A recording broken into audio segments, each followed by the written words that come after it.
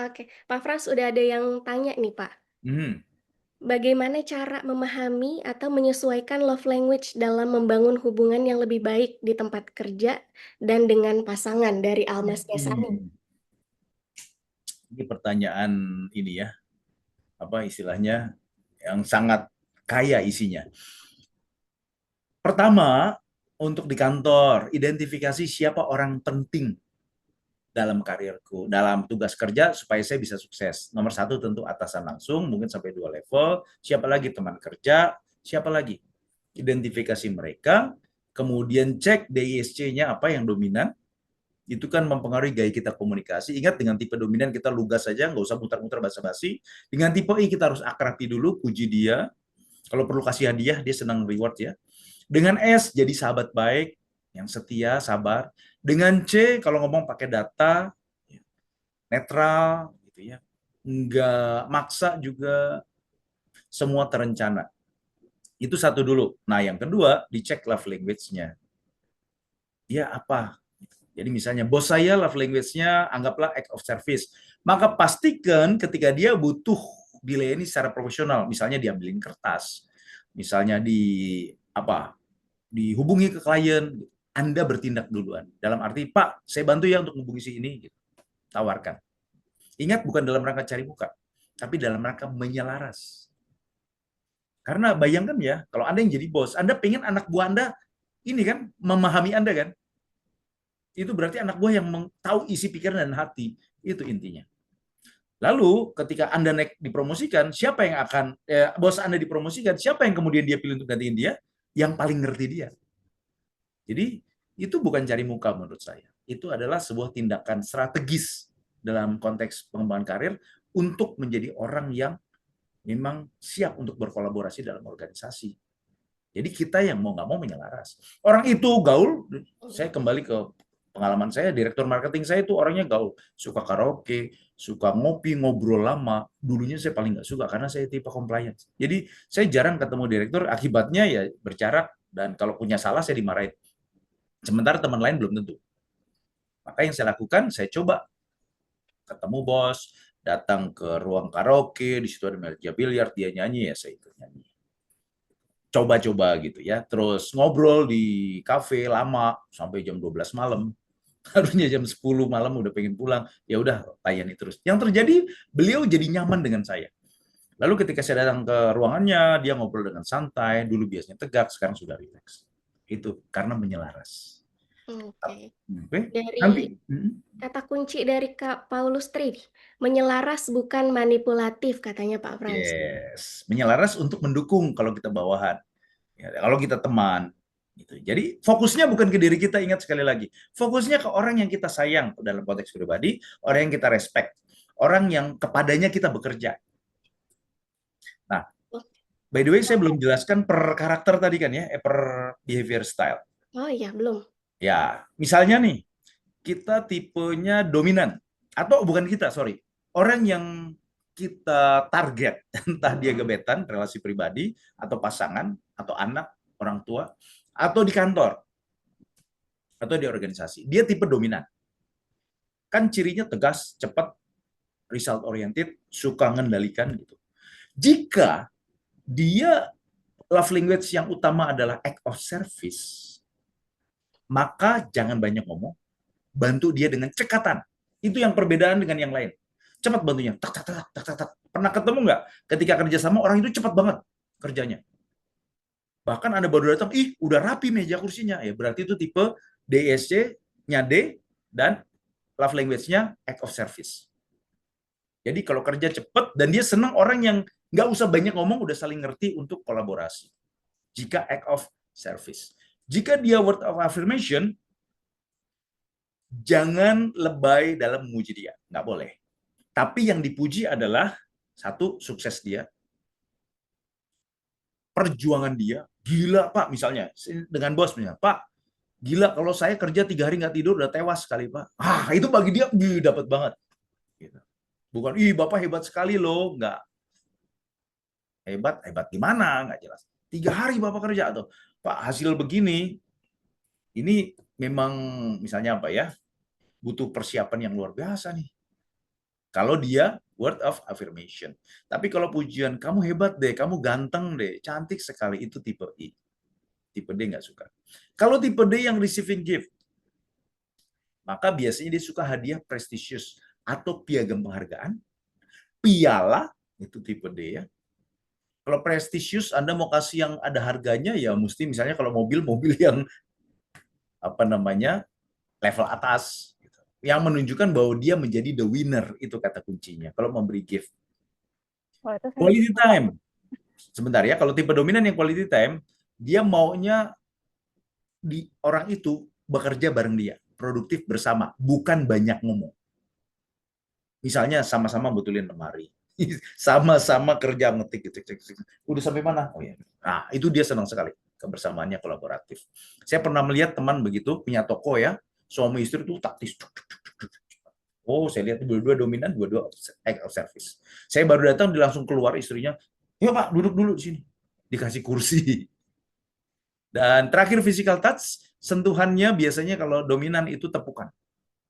Kadang lonjong, tos, ngerangkulnya ini. Gitu.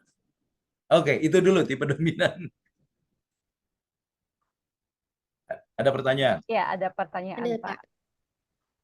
Oke, mau Meta aja. Boleh dari Kak Tiara, Pak Frans, bagaimana kita harus merespon jika misal kita punya bahasa cinta yang ingin kita dapatkan, hanya saja pasangan kita kadang nggak memberi nih Pak, tapi justru memberi bahasa cinta lainnya yang dia bisa.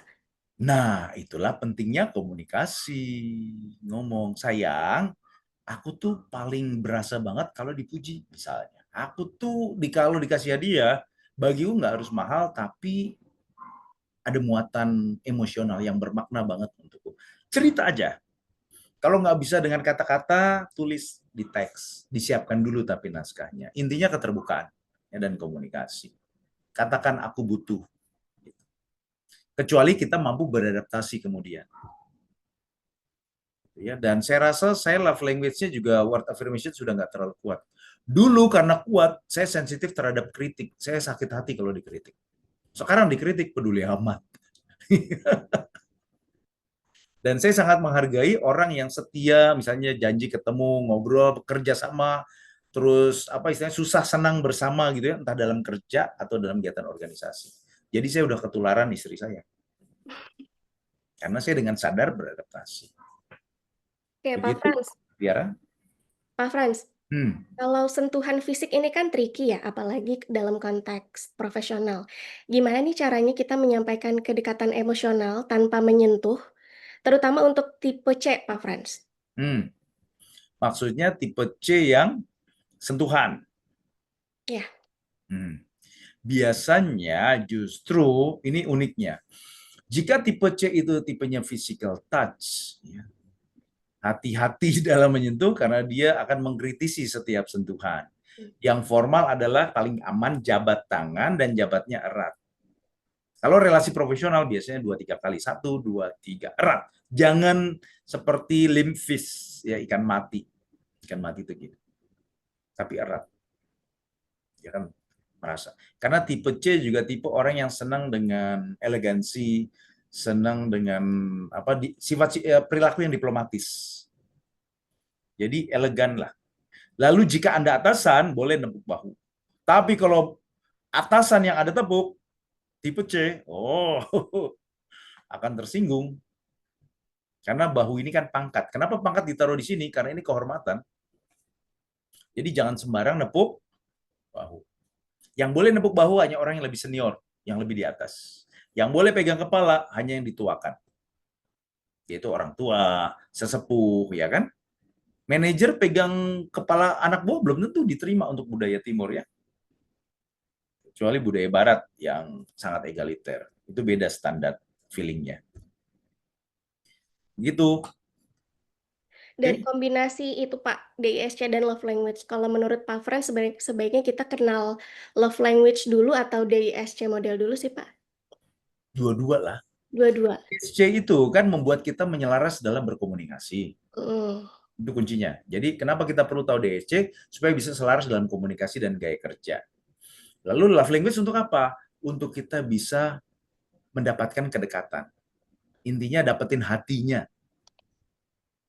Gitu. Jadi DSC membuat kita selaras, love language membuat kita dekat, sehati.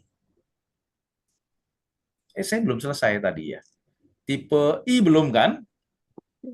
Oke, lanjut dulu ya, saya Meta ya. Ya, boleh silakan, Pak. Oke, kalau tipe I yang word affirmation itu umum, karena alamiahnya di tipe I adalah word affirmation. Senang dipuji, senang diakui, bahkan dipuji secara berlebihan mereka suka. Yang sangat kuat I-nya ya. Kalau tipe I yang quality time, berarti banyak ngobrol dan hahaha, hangout. Kadang saya punya teman tipe I ngajak ketemu ngopi. Saya pikir saya mau dikasih project atau mau garap studi kasus apa. Ternyata cuma ngobrol sana-sini. Biasanya saya berhitung kalau sekarang berhubung kesibukan ya. Kalau dulu saya layani. Karena teman saya tipe I, sahabat saya tipe I, ketemu ya untuk kebersamaan. Itu rasa dihargai, disayang, dipedulikan ya dengan quality time. Kalau I, yang ngobrol, ketawa-tawa. Physical touch-nya pelukan, tepukan, gitu. Macam-macam kalau tipe I. Kalau sudah sangat bersahabat tuh bisa jewer pipi, jewer hidung, gitu, bisa becek-becek kepala. Kalau dia physical touch tipe I. Receiving gift biasanya senang ngasih hadiah kejutan yang dimulai dengan prank dulu. Ada kan? Mau ngasih hadiah, mau ngasih cincin, menyatakan cinta, tapi ngeprank dulu. Nah, itu cenderungnya tipe I. Intinya dia membuat feeling itu begitu bergejolak. Kalau tipe E, act of service, dia akan melayani dengan keceriaan. Saya baru saja di IG lihat seorang imigran di Amerika, melayani, dia kerja di resto, melayani anak kecil beli makanan ya model fast food begitu dengan kegembiraan terus. Anak itu sampai suka datang ke situ dan orang tuanya pun senang gitu. Karena anaknya biasa pendiam, ketemu si pelayan itu cowok, gembira. Sampai akhirnya mereka ngobrol, ditanya tentang latar belakang, ternyata dia orang yang susah, imigran. Punya 2 anak, tinggal di kamar yang sangat sempit, kotor. Lalu si anak kecil ini menggunakan medsosnya untuk menceritakan masalah si pelayan. Dibantu dan dapat berapa? $120.000. Bisa beli rumah, bisa beli mobil. Kenapa dia menjadi sangat dicintai? Karena satu, dia tipe I, kedua, act of service-nya kuat. Oke, dan kalau ada pertanyaan silakan, dan saya lanjut dulu. Yang S sekarang. S itu kan tenang, setia, harmonis, nggak mau konflik. Maka ketika quality time menjadi love language utamanya, dia senang berada bersama dalam ketenangan. Kalau orang yang Katolik Kristen senang ziarah bareng, gereja bareng, nyepi bareng. Kalau yang Muslim berarti apa nih? Berdoa, sholat bareng, gitu dalam ketenangan-ketenangan terima. Mungkin yoga bareng juga termasuk bagian kebersamaan. Itu bisa jadi physical touch juga kalau yoga. Lalu act of service biasanya tipe S ya, memberikan bantuan kecil-kecil tapi persisten, sabar, ikhlas, itu kelihatan sekali. Kalau word affirmation tipe S, kalimat lembut, kalimat yang menenangkan, memotivasi, bukan yang hahaha. Tertawa ya. Dan kalau sudah ngobrol, word affirmation ini, tipe S, bisa lupa waktu. Segala hal bisa dibahas, bisa berjam-jam. Bisa dari sore sampai pagi. Banyak hal dibahas dalam persahabatan. Biasa sahabat tuh ya maksimal 5 orang lah. Physical touch sentuhannya lembut, hangat, bukan frontal. Kadang bahkan hampir nggak nyentuh, tapi kalau pun nyentuh menjadi lembut. Kalau dia receiving gift, ya tipe S, itu dia suka benda-benda sederhana yang bermakna personal. Kartu tadi cenderung tipe S. Tapi kalau kartunya warna-warni, bling-bling, nah itu cenderung bisa I. Kalau kartunya dalam bentuk kayu yang kokoh, solid, apalagi dalam bentuk logam, bisa jadi dia D. Oke. Nah, terakhir, tipe C. Tadi sudah sempat ditanya oleh Meta. Kan tipe C itu kalau physical touch sangat jarang ya, dan formal, tapi penuh respect. Kalau dia tipe C yang quality time, maka dia senang hadir bersama untuk berpikir bersama. Nah, saya menemukan suami istri yang dosen, profesor, itu kerja bareng di ruangan bareng, diskusi bareng berdua, dan terfokus. Jadi yang dibahas itu rasional. Itu sudah ekspresi kasih sayang bersama. Kemudian kalau word affirmation tipe C, apresiasinya harus spesifik, logis, jelas, nggak lebay. Dan menghindari kritik. Kalau mau kritik harus positif, itu word affirmation. Receiving gift, kalau untuk tipe C, barang itu harus secara rasional relate dengan si penerima. Misalnya saya dikasih boneka, saya nggak relate. Kalau saya receiving gift ya, maka saya bisa jadi tersinggung. Tapi kalau saya bukan tipe receiving gift, walaupun C, dikasih boneka, saya bilang makasih ya, lalu saya simpan atau saya kasih orang lain. Tapi kalau saya tipe C yang receiving gift, dikasih boneka saya marah. Ini orang nggak ngerti saya nih. Gila apa? Gitu. Kok dikasih hadiah kayak gini? Berarti sensitif banget terhadap pemberian. Nah, terakhir yang act of service, kalau tipe C, dia membantu dengan sangat rapi, terencana. Sini gue bantuin dalam analisa, sini gue bantuin dalam bikin planning. Berarti bahasa kasih sayangnya apa? Act of service dalam ekspresi seorang compliance. Nah, sadari, karena kalau kita bilang, udah nggak usah, lo nggak usah kerja, lo nggak usah repot, ngapain sih repot-repot, dia akan kecewa. Kenapa? Dia mau menyayangi, tapi ekspresinya ditolak. Jadi hati-hati kalau orang mau berbuat baik pada kita, jangan-jangan itu sebetulnya wujud dia mau menyayangi kita dan mau menyalurkan, dan dia butuh gitu, dia butuh menyayangi orang supaya dia punya rasa bermakna. Jadi jangan tolak, termasuk pujian. Misalnya, kamu hebat banget deh. Enggak, cuma begitu masa hebat. Jangan, Anda menyakiti orang yang mengucapkan pujian. Jangan-jangan dia word of affirmation. Katakan, misalnya, kamu hebat banget deh. Oh, makasih banyak ya. Pujianmu tuh berarti untukku. Oh, dia nggak bisa tidur. Tersenyum terus. Atau tertidur pun dengan bahagia. Kenapa? Karena pujiannya diterima dengan pas. Yang nggak bagus juga gini, kamu hebat banget deh. Kamu kan lebih hebat. Dia mikir, masa sih? Kalau dia tipe C, dia akan nggak suka. Itu sekadar basa-basi. Jadi ketika Anda terima pujian atau mengirim pujian, lakukan dengan tulus. Sip? Silakan. Ada yang bertanya lagi nih Pak Frans. Dari Dona Oriza, mau tanya apakah ada orang yang mencakup kelima-limanya? Kak Dona, setahu saya kalau alamiah nggak ada. Tapi kalau orang jatuh cinta, yes. Dia kasih semuanya. Sampai isi dompetnya habis. Ya, karena lagi tergila-gila kan. Ya, kalau tergila-gila kan rasio nggak jalan. Dia kasih semuanya. Dan memang orang itu kena gitu. Tapi pasti paling kena di hal yang paling utama bagi dia. Nah, kalau udah married, baru disortir mana yang paling kena. Jadi masalah kalau setelah married, lima-limanya hilang. Ya, seakan-akan cuma dimanipulasi kan. Oh, kamu dulu ekspresikan banyak hal, melayani aku, jemput aku, traktir makan, peluk cium. Cuma sebelum married, setelah married, aku disia-siakan. Bisa jadi sebetulnya nggak menyanyiakan. Karena act of service si cowok, bahasa love language-nya si cowok kan act of service. Bagi dia, kerja keras, dapat income yang bagus untuk keluarga, itu adalah ekspresi kasih sayang. Tapi bagi pasangan, dulu aku dipeluk, disayang, candlelight dinner, itu mana semuanya? Kamu sibuk dengan pekerjaan. Itu komplain yang klasik. Jadi lima-limanya kayaknya enggak. Tapi kalau kita dengan sadar melakukan lalu menikmati, bisa. Tetap sampai sekarang, saya kalau dipuji dengan tulus, kena. Tapi saya bisa lakukan 5. Makasih Kak Frans yang ganteng. Terima kasih Kak Dona. Ini Kak Dona, apa namanya, presenter radio legend. Sekarang sudah bayar. Oke, Kak Dona apa sih love language-nya? Kayaknya bisa semuanya sih kalau saya. Bisa, udah menikmati. Karena terlalu banyak bergaul sih dirimu.